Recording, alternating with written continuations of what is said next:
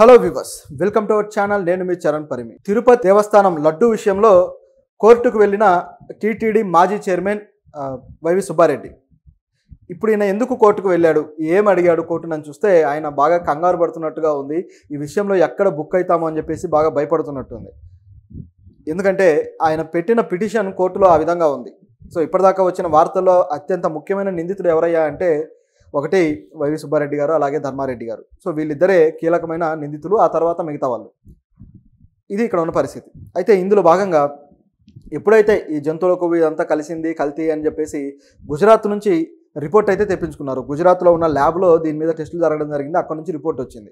So ఆ రిపోర్ట్ని base చేసుకొని ఇప్పుడు వీళ్ళు ముందుకు వెళ్తున్నారు. ఇది ఒకవైపు జరుగుతూ ఉంటే మైసూర్లో కూడా ఒక ల్యాబ్ ఉంటే అక్కడ కూడా రిపోర్ట్స్ కోసం పెట్టడం జరిగింది, శాంపిల్స్ పంపించడం జరిగింది. కానీ అక్కడ టెస్ట్ చేసిన రిపోర్ట్స్ను మాత్రం వీళ్ళు కలెక్ట్ చేసుకోలేదు. సో ప్రభుత్వం ఎందుకు కలెక్ట్ చేసుకోలేదు అనే ప్రశ్న అయితే అలా ఉండిపోయింది. దీంట్లో కూడా భిన్న వాదనలు వస్తున్నాయి. అంటే గుజరాత్లో అయితే ప్రభుత్వానికి అనుకూలమైన రిపోర్ట్ వస్తుందా, గుజరాత్లో మోదీ గారు చంద్రబాబు గారికి జిగిరి దోస్తు కాబట్టి సో గుజరాత్లో వాళ్ళు అనుకున్నదే జరుగుతుందా, అనుకున్నట్టు రిపోర్ట్ సాధించగలరా అన్నట్లుగా మనకు ఆ సినారియో అయితే కనబడుతుంది. లేకపోతే మైసూర్ నుంచి ఎందుకు రిపోర్ట్ తెప్పించుకోవట్లేదు అనే ప్రశ్న అయితే ఉంది. అలాగే హైదరాబాద్లో కూడా ఉన్నాయి కదా, హైదరాబాద్లో కూడా టెస్ట్ చేయొచ్చు, కానీ ఇక్కడ ఎందుకు ట్రై చేయలేదు అనే ప్రశ్నలు అయితే ఉన్నాయి. సరే, ఇదంతా ఒక యాంగిల్ అయితే ఇప్పుడు ఆ రిపోర్ట్లు వచ్చాయి. మొత్తానికి ఆ రిపోర్ట్లను బేస్ చేసుకొని విచారణ కోసం ప్రభుత్వం ఆదేశించింది. ఎందుకంటే దానికి ఎవిడెన్సెస్ కావాలి కాబట్టి ఆ ఎవిడెన్స్ సంపాదించాకే విచారణకు ఆదేశించారు. విచారణకు ఆదేశించిన తర్వాత ఇప్పుడు ఆ జరిగే విచారణని ఆపేయాలి, ఈ విచారణ జరగడానికి వీల్లేదు అని చెప్పేసి వైవి సుబ్బారెడ్డి గారు కోర్టుకు వెళ్ళారు. సో హైకోర్టులో ఈయన పిటిషన్ వేశాడు. ఆ పిటిషన్ రేపు సోమవారం విచారణకు రానుంది. ఎందుకు ఈ విధంగా అడిగాడు, దానికి ఆయన చెప్తున్న కారణాలు ఏంటని చూస్తే అవి ఆసక్తికరంగా ఉన్నాయి.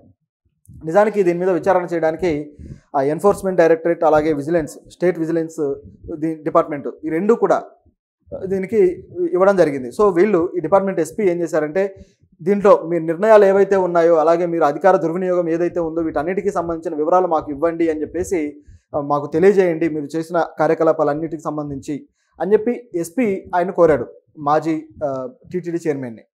కోరిన తర్వాత ఆయన వివరాలు ఇవ్వకుండా మరొక క్వశ్చన్ చేశాడు. అసలు నా మీద ఉన్న ఆరోపణలు ఏంటి, దానికి సంబంధించిన డాక్యుమెంట్స్ ఏమైనా ఉంటే నాకు పెట్టండి, దాన్ని బట్టి నేను రియాక్ట్ అవుతాను అని చెప్పేసి అడిగాడు. సో అది కూడా న్యాయమే. ఎందుకంటే ఏదైనా ఆరోపణ వచ్చినప్పుడు ఇది ఎటువంటి ఆరోపణ, దేనికి సంబంధించి వాళ్ళ మీద కేసు బుక్ అయింది అనేది పోలీసులు అవతల వ్యక్తికి తెలియజేయాలి. కానీ తెలియజేయకుండా మీరు వచ్చి మాకు ఇన్ఫర్మేషన్ ఇచ్చేయండి అంటే ఇవ్వడానికి ఎలా సాధ్యమవుతుంది? సో ఇక్కడ ఆయన కరెక్ట్గా ఈ పాయింట్ పట్టుకున్నాడు.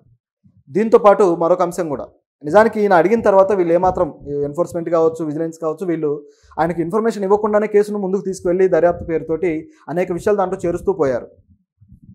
ఇలా చేరుస్తూ పోవడంతో ఇక వైవి సుబ్బారెడ్డి మళ్ళీ రియాక్ట్ అయ్యారు. సో ఆయన ఇక లాభం లేదు, కోర్టుకు వెళ్దాం అని చెప్పి డిసైడ్ అయ్యారు. సో ఈ విధంగా కోర్టుకు అంటే మీరు నా పర్మిషన్ లేకుండా, నన్ను ఏ డాక్యుమెంట్స్ సమర్పించకుండా, ఏ విధంగా నన్ను సంప్రదించకుండా ఎలా నిర్ణయాలు తీసుకుంటారు అనేది ఒక ఆరోపణ. దీంతోపాటు ఆ డిపార్ట్మెంట్ ఏదైతే టీటీడీ ఉందో, టీటీడీకి ఆల్రెడీ విజిలెన్స్ విభాగం అంతర్గతంగా ఉంది. సో టీటీడీ అనేది స్వయం ప్రతిపత్తి గల సంస్థ.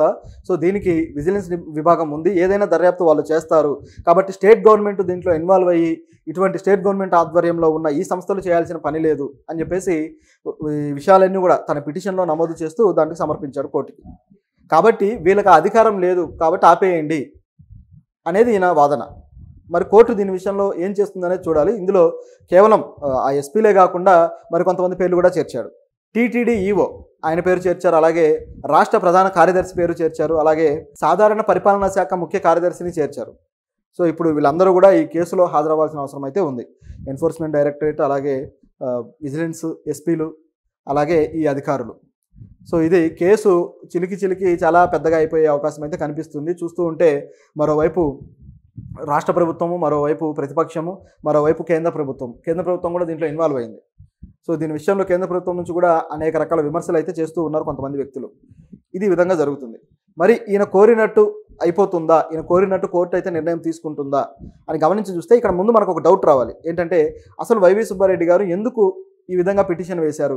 ఒకవేళ ఎన్ఫోర్స్మెంట్ కావచ్చు, లేకపోతే విజిలెన్స్ కావచ్చు, వీళ్ళు దర్యాప్తు చేస్తే ఈయనకు వచ్చిన సమస్య ఏంటి? కల్తీ జరగలేదు, కల్తీ జరిగిన అనేక ట్యాంకర్లు మేమే వెనక్కి తిరిగి పంపించేశాము అని చెప్పేసి 2 రోజుల క్రితం ఆయనే అన్నాడు. దాదాపు 5 సార్లు మేము పంపించామన్నారు. తర్వాత జగన్ అయితే 18 సార్లు పంపించామన్నారు.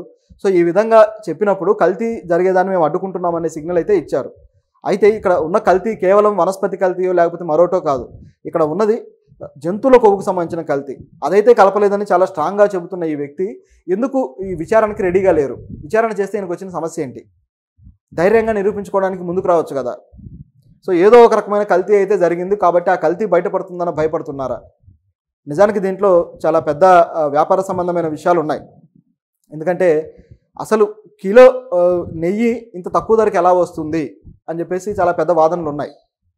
కిలో నెయ్యి ఇంత తక్కువకు రావడం అనేది సాధారణమైన విషయం అయితే కాదు. సో దీని విషయంలో ఏం జరుగుతుంది అనే క్వశ్చన్ అయితే ఉంది. ఎందుకంటే కేవలం 320 రూపాయలకి ఇస్తున్నారు. నిజానికి మార్కెట్లో కూడా 600 రూపాయలకు అమ్ముతున్నారు, బయట మార్కెట్లో విడిగా కొంటే కూడా. సో అంత రేట్లో ఉన్నది ఇక్కడ ఎలా తక్కువకు వస్తుంది అనే క్వశ్చన్ అయితే రావాలి కదా. సో మరి ఏంటి దీంట్లో ఏం జరుగుతుంది అనేది ఒక క్వశ్చన్ ఉంది.